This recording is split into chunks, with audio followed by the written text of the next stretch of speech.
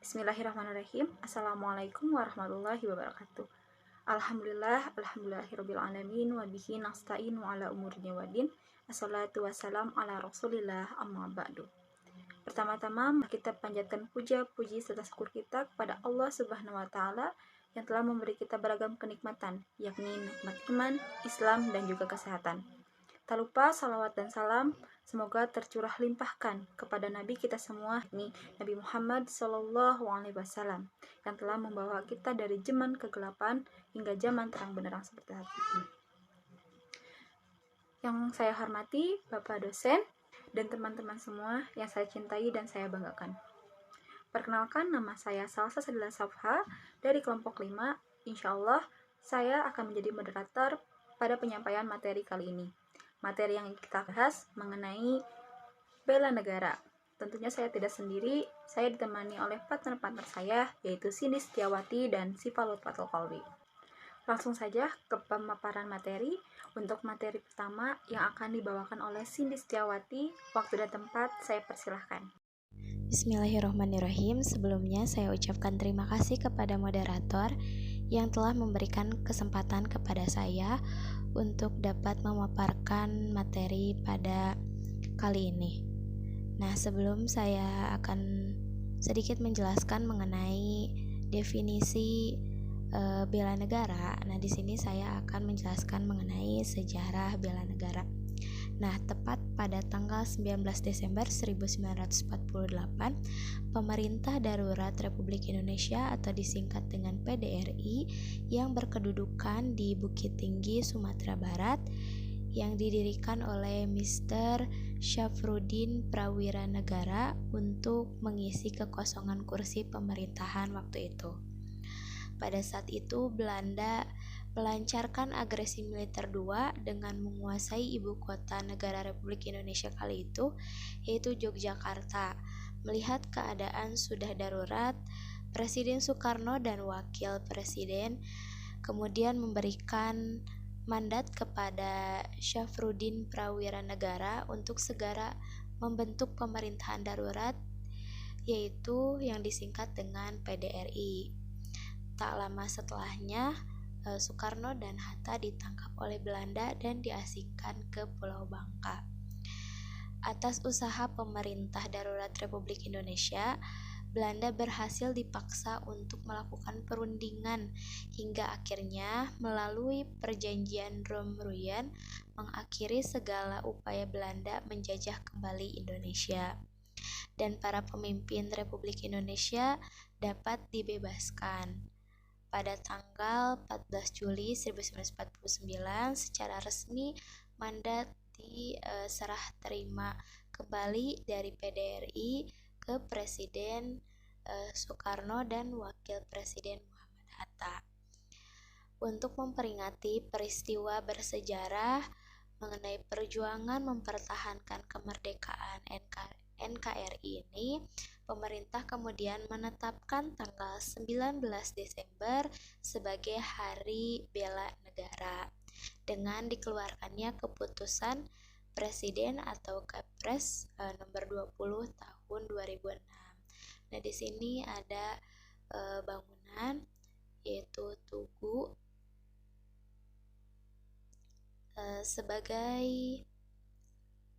untuk mengenang sejarah perjuangan pemerintah darurat Republik Indonesia atau disingkat dengan PDRI. Yang kedua yaitu definisi bela negara. Nah, bela negara adalah istilah konstitusi yang terdapat dalam pasal 27 ayat 3 Undang-Undang Dasar Negara Republik Indonesia tahun 1945 yang berbunyi setiap warga negara berhak dan wajib ikut serta dalam upaya pembelaan negara. Penjelasan pasal 9 ayat 1 huruf A Undang-Undang Nomor 3 Tahun 2002 tentang Pertahanan Negara menyatakan bahwa upaya bela negara adalah sikap dan perilaku warga negara yang dijiwai oleh kecintaan kepada negara dan Undang-Undang Dasar 1945 dalam menjalin kelangsungan hidup bangsa dan negara. Upaya bela negara selain sebagai kewajiban dasar manusia, juga merupakan kehormatan bagi setiap warga negara yang dilaksanakan dengan penuh kesadaran, tanggung jawab, dan rela berkorban dalam pengabdian kepada negara dan bangsa. Oleh karena itu, secara definisi bela negara sendiri sebenarnya merupakan yang pertama jiwa kecintaan kepada Negara Kesatuan Republik Indonesia yang berdasarkan Pancasila dan Undang-Undang Dasar 1945 dalam menjamin kelangsungan hidup bangsa dan negara. Yang kedua, kewajiban dasar manusia. Dan yang ketiga yaitu kehormatan bagi setiap warga negara yang dilaksanakan dengan penuh kesadaran, tanggung jawab, dan rela berkorban dalam pengabdian kepada negara dan bangsa. Ketika diwujudkan dalam bentuk sikap dan perilaku, maka jiwa, kewajiban, dan kehormatan tersebut menjelma menjadi upaya bela negara. Nah, materi yang ketiga yaitu konsep bela negara. Konsep bela negara itu ada dua, ada secara fisik dan non-fisik. Nah, untuk secara fisik, bela negara secara fisik ini dilakukan untuk menghadapi ancaman dari luar. Sementara bela negara secara non-fisik itu dapat didefinisikan sebagai upaya untuk mempertahankan Negara Kesatuan Republik Indonesia dengan cara meningkatkan kesadaran berbangsa dan bernegara, menanamkan kecintaan terhadap tanah air, serta berperan aktif dalam memajukan bangsa dan negara. Nah, sesuai Undang-Undang Nomor 3 Tahun 2002 tentang Pertahanan Negara, keikutsertaan warga negara dalam bela negara secara fisik dapat dilakukan dengan menjadi anggota Tentara Nasional Indonesia atau TNI dan pelatihan dasar kemiliteran. Saat ini pelatihan dasar kemiliteran diselenggarakan melalui program Rakyat Terlatih atau RATIH, meskipun konsep Rakyat Terlatih atau RATIH adalah amanat dari Undang-Undang Nomor 20 Tahun 1982. Kemudian yang kedua yaitu non-fisik. Merujuk pada Undang-Undang Nomor 3 Tahun 2002, keikutsertaan warga negara dalam bela negara dapat diselenggarakan melalui pendidikan kewarganegaraan dan pengabdian sesuai dengan profesi. Berdasarkan hal itu, maka keterlibatan warga dalam bela negara secara non-fisik dapat dilakukan dengan berbagai bentuk sepanjang masa dan dalam segala situasi. Misalnya, yang pertama meningkatkan kesadaran berbangsa dan bernegara, yang kedua berperan aktif dalam memajukan bangsa dan negara dengan berkarya nyata, bukan retorika. Kemudian yang ketiga, kesadaran dan kepatuhan terhadap hukum atau undang-undang dan menjunjung tinggi hak asasi manusia dan pembekalan mental spiritual di kalangan masyarakat. Sekian pembahasan saya kembalikan kepada moderator. Terima kasih kepada Cindy Setiawati yang telah memaparkan materi yang pertama. Selanjutnya, untuk materi yang kedua akan disampaikan oleh Syifa Lutfatul Qalbi. Waktu dan tempat, saya persilahkan. Terima kasih kepada moderator yang telah memberikan saya waktu untuk menyampaikan materi lanjutan dari Cindy Setiawati, yaitu peraturan perundang-undangan bela negara dan kesadaran menghadapi ancaman, gangguan, hambatan, dan tantangan. Peraturan perundang-undangan tentang bela negara menurut Undang-Undang Nomor 3 Tahun 2002 tentang Pertahanan Negara. Yang dimaksud bela negara adalah sikap dan perilaku warga negara yang dijiwai oleh kecintaannya kepada NKRI yang berdasarkan Pancasila dan UUD 1945 dalam menjamin kelangsungan hidup. Dasar hukum mengenai bela negara dapat ditemukan dalam perundang-undangan sebagai berikut. Yang pertama, Pasal 27 Ayat 3 Undang-Undang Dasar 1945 yang berbunyi, setiap warga negara berhak dan wajib ikut serta dalam upaya pembelaan negara. Pasal 30 Undang-Undang Dasar 1945 Ayat 1, tiap-tiap warga negara berhak dan wajib ikut serta dalam usaha pertahanan dan keamanan negara. Pasal 30 Ayat 2, usaha pertahanan dan keamanan negara dilaksanakan melalui sistem pertahanan dan keamanan rakyat semesta oleh Tentara Nasional Indonesia dan Kepolisian Negara. Republik Indonesia sebagai kekuatan utama dan rakyat sebagai kekuatan pendukung. Pasal 30 ayat 3, Tentara Nasional Indonesia terdiri atas Angkatan Darat, Angkatan Laut, Angkatan Udara, sebagai alat negara bertugas mempertahankan, melindungi, dan memelihara keutuhan dan kedaulatan negara. Pasal 30 ayat 4, Kepolisian Negara Republik Indonesia sebagai alat negara yang menjaga keamanan dan ketertiban masyarakat, yang bertugas melindungi, mengayomi, melayani masyarakat, serta menegakkan hukum. Pasal 30 ayat 5, Susunan dan kedudukan Tentara Nasional Indonesia, Kepolisian Negara Republik Indonesia, hubungan kewenangan Tentara Nasional Indonesia dan Kepolisian Negara Republik Indonesia di dalam menjalankan tugasnya, syarat-syarat keikutsertaan warga negara dalam usaha pertahanan dan keamanan negara, serta hal-hal yang terkait dengan pertahanan dan keamanan diatur dengan undang-undang, produk turunan dalam perundang-undangan yang merupakan tata laksana dari pasal 30 Undang-Undang Dasar 1945 yang telah disusun adalah Undang-Undang Nomor 2 Tahun 2001 tentang Kepolisian dan Negara Republik Indonesia, Undang-Undang Nomor 3 Tahun 2002 tentang Pertahanan Negara, Undang-Undang Nomor 34 Tahun 2004 tentang Tentara Nasional Indonesia. Pengaturan peran warga negara dalam bela negara disebutkan dalam pasal 9 Undang-Undang Nomor 3 Tahun 2002 sebagai berikut.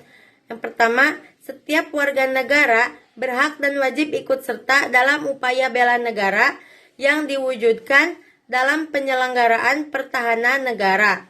Yang kedua, keikutsertaan warga negara dalam upaya bela negara sebagaimana dimaksud dalam ayat 1 diselenggarakan melalui A. Pendidikan kewarganegaraan, B. Pelatih dasar kemiliteran secara wajib, C. Sebagai prajurit Tentara Nasional Indonesia secara sukarela atau secara wajib, D. Pengabdian sesuai dengan profesi. Ayat 3, ketentuan mengenai pendidikan kewarganegaraan, pelatihan dasar kemiliteran secara wajib dan pengabdian sesuai dengan profesi diatur dengan undang-undang sebagai perbandingan pelaksanaan keikutsertaan warga negara dalam upaya bela negara. Menurut Undang-Undang Nomor 20 Tahun 1982 dinyatakan pada pasal 18 sebagai berikut. Hak dan kewajiban warga negara yang diwujudkan dengan keikutsertaan dalam upaya bela negara diselenggarakan melalui A. Pendidikan pendahuluan bela negara sebagai bagian tidak terpisah dalam sistem pendidikan nasional. B. Keanggotaan rakyat terlatih secara wajib. C. Keanggotaan angkatan bersenjata secara sukarela atau secara wajib. D. Keanggotaan cadangan Tentara Nasional Indonesia secara sukarela atau secara wajib. E. Keanggotaan perlindungan masyarakat secara sukarela. Materi selanjutnya, bela negara sebagai kesadaran menghadapi segala ancaman, gangguan, hambatan, dan tantangan. Amanat tertulis Presiden Republik Indonesia pada peringatan Hari Bela Negara 2015, 19 Desember 2015, menegaskan bahwa Republik Indonesia bisa berdiri tegak sebagai negara dari seluruh kekuatan rakyat, mulai dari prajurit TNI, petani, pedagang kecil, nelayan, ulama, santri, dan elemen rakyat yang lain. Sejarah juga menunjukkan kepada kita semua bahwa membela negara tidak hanya dilakukan dengan kekuatan senjata. Dalam amanat tersebut dijelaskan beragam ancaman yang sedang akan dihadapi oleh bangsa Indonesia, mulai dari tantangan dalam mengelola kemajemukan, gelombang perdagangan bebas, dan lain sebagainya. Inpres nomor 7 tahun 2018 selaras dengan amanat tertulis Presiden RI pada peringatan Hari Bela Negara tersebut menunjukkan bahwa bela negara menyangkut segala sektor kehidupan dengan rencana aksi terkait sektor pertahanan, keamanan hingga sosial budaya. Adapun tujuan dari penerbitan Inpres nomor 7 tahun 2018 adalah dalam rangka menyelaraskan dan menetapkan upaya bela negara menjadi lebih sistematis, terstruktur, terstandarisasi, dan masif. Penerbitan Inpres nomor 7 tahun 2018 dengan demikian merupakan penegasan pentingnya bela negara untuk menghadapi segenap ancaman hingga tantangan mulai dari ranah pertahanan keamanan, mengelola kemajemukan, hingga tantangan kemiskinan, keterbelakangan, dan ketimpangan dalam menegakkan amanat kedaulatan negara bangsa. Selain itu, kehadiran Inpres nomor 7 tahun 2018 juga merupakan penegasan kebijakan bahwa bela negara bisa dilakukan melalui pengabdian profesi di berbagai bidang kehidupan. Sebagaimana telah dibahas sebelumnya, hal ini sangatlah selaras dengan amanat pasal 68 Undang-Undang Nomor 39 Tahun 1999 tentang hak asasi manusia agar segenap warga negara dengan beragam kelebihan dan kekurangannya tetap dapat ikut serta dalam upaya pembelaan negara sesuai dengan ketentuan peraturan perundang-undangan.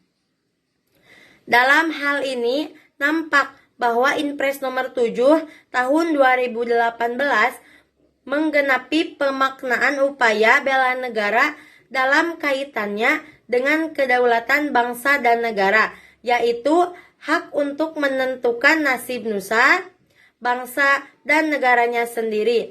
Sekian yang dapat saya sampaikan, saya kembalikan kepada moderator. Terima kasih kepada Syifa Lutfatul Qalbi yang telah memaparkan materinya.